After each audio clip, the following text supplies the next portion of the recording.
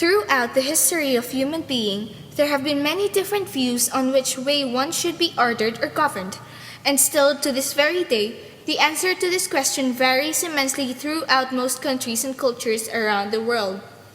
Over the last couple of centuries, we have seen many countries revolt or express ways to change from their previous form of government because the people are always trying to achieve the ideal government.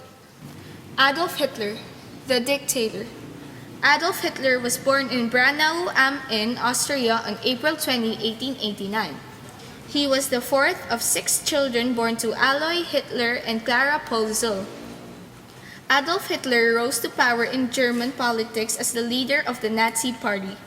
Hitler was the Chancellor of Germany from 1933 to 1945 and served as the dictator from 1934 to 1945.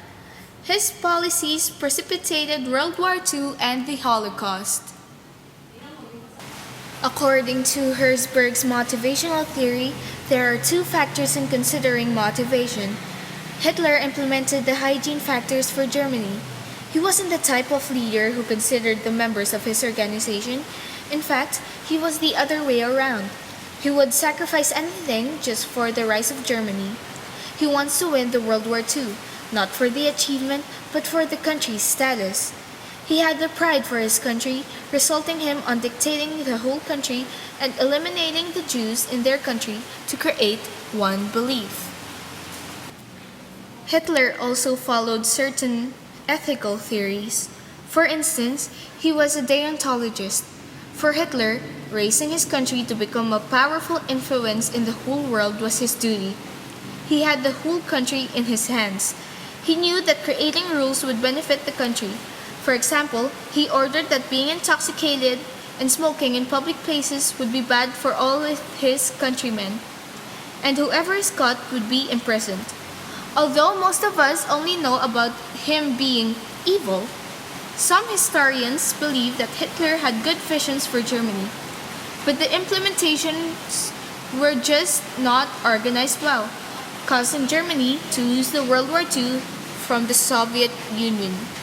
Stephen Paul Jobs was born on February 24, 1955 in San Francisco, California, to students Abdul Fattah Handali and John Shibel, who were unmarried at the same time and gave him up for adoption.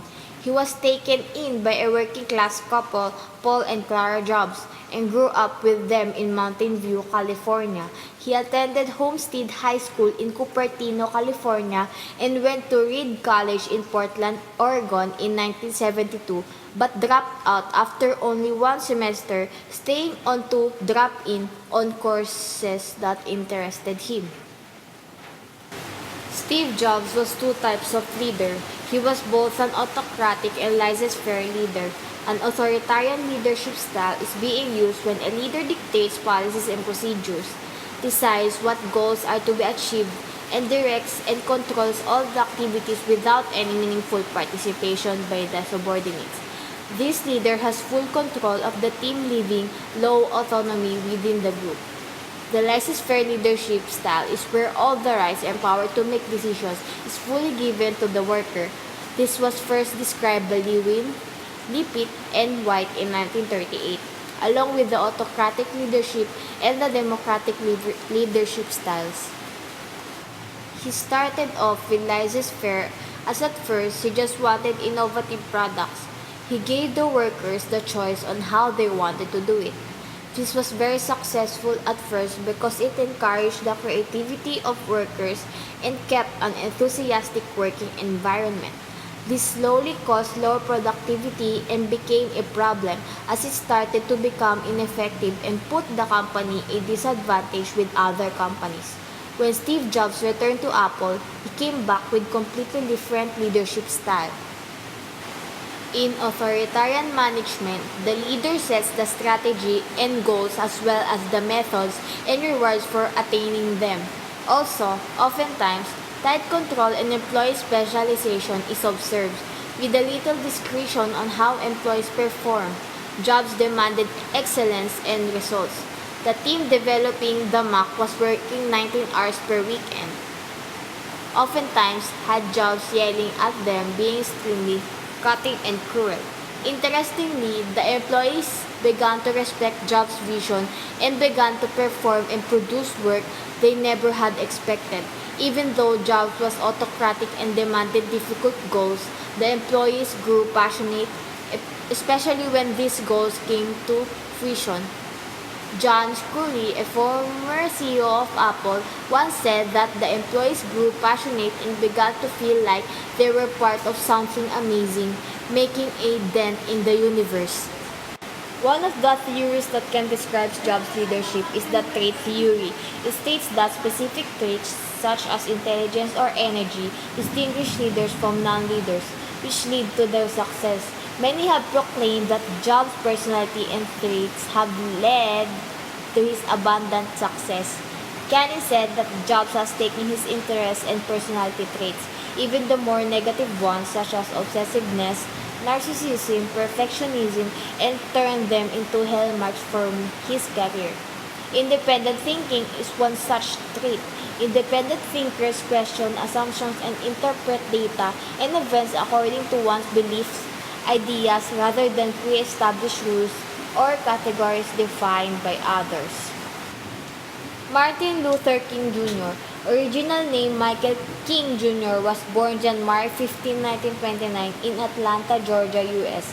Baptist minister and social activist who led the civil rights movement in the United States from the mid-1950s until his death by assassination in 1968.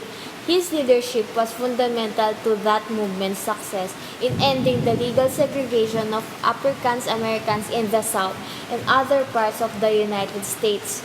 King rose to national prominence as head of the Southern Christian Leadership Conference, which promoted nonviolent tactics, such as the massive March on Washington in 1963, to achieve civil rights.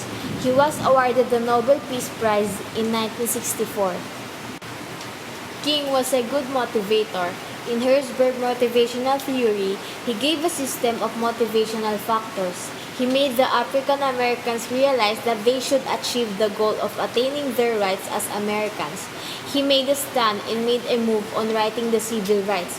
Also, he knew that it was his responsibility to make the people believe that African Americans deserve to be respected. He removed the boundary between the races and made a great impact on society. In line with this, King used the justice-based ethical theory on creating his decisions. He based on fairness and equity. He made his people follow him because of the belief that we are all equal. He also gave a good example of virtue-based ethical theory. All of the four traits manifested, which are honesty, fairness, integrity, and loyalty. King has been role model for the youth today. Although he is an authoritarian leader, he still showed respect and strength to stand up for his beliefs and make the people follow him. Different places with different people need different kinds of leaders. With the world we have today, theories of communication must be applied in leadership. Hence, this research aims to inform and persuade the readers about becoming leaders. Being a part of the youth, we are the hope of the future. Some of us will become leaders in time. So, we should all take part in learning from the past leaders and how they have affected our society today. Adolf Hitler, Martin Luther King, and Steve Jobs are three different kinds of leaders. But they all have one thing in common. They have inspired people to push their rights and speak what they want to say.